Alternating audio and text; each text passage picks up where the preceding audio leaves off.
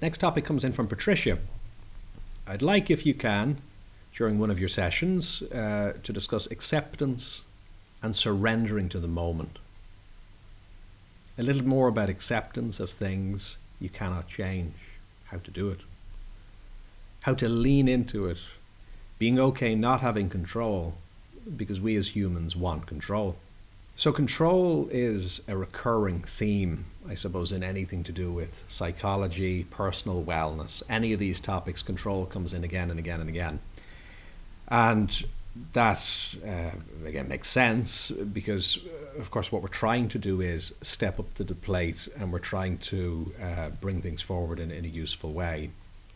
But it can seem like a little bit of a paradox to begin with, because on one hand, we can say, well, look, people are telling me I need to maybe take responsibility, or I need to seize the moment, or I need to be a bit more intentional, or I need to bring things forward in a useful direction. They all sound like good and positive things. Yet, on the other hand, some of those exact same people post memes on Facebook or graphics on Instagram telling me to just stop, and to just be, and to just relax. So what the hell is it? How do I reconcile those two things? And that is, I suppose, where it gets tricky some of the time. So the theme of acceptance, it sounds really nice, it sounds beautiful, but how do you do it? And more to the point, is it even okay to do it when it seems like we should be maybe trying to change things and improve things and bring them forward?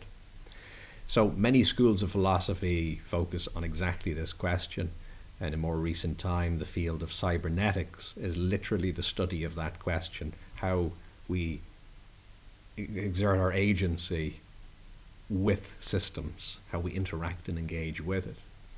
And this, again, sounds very technical, but it's more commonplace than we realize, because every time you go into the garden and do a bit of gardening, you've got a particular well, the garden functions in a certain way, and there's a sort of a relationship happening there.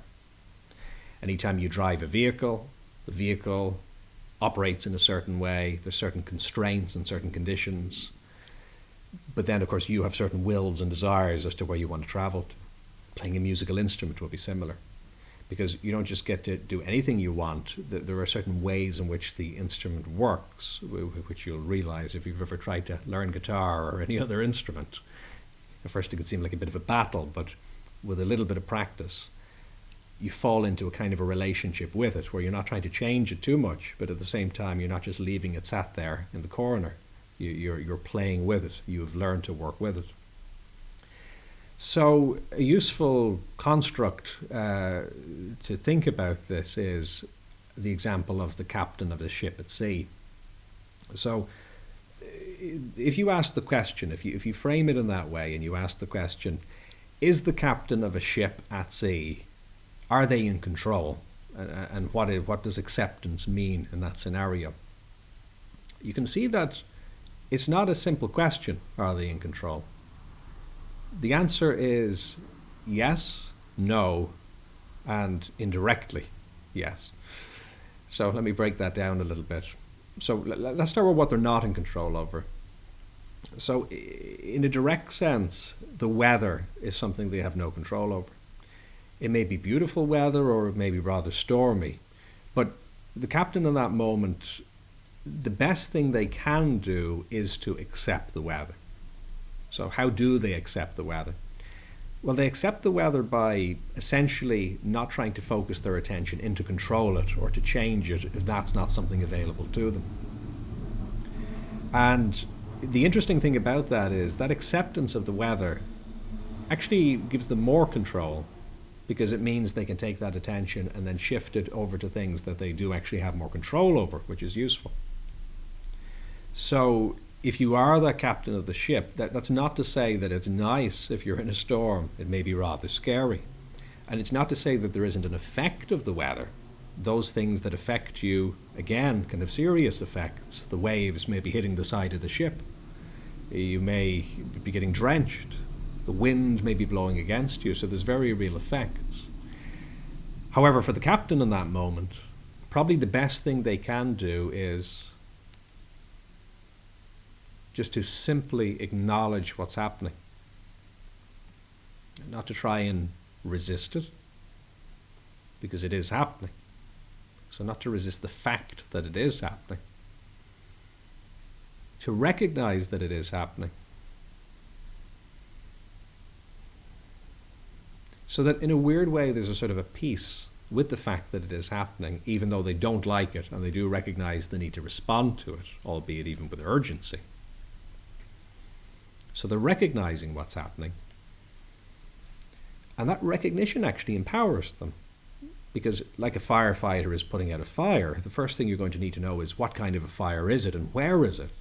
And that can only happen when you acknowledge that it is happening. Okay, there's the fire. For the captain, there's the storm.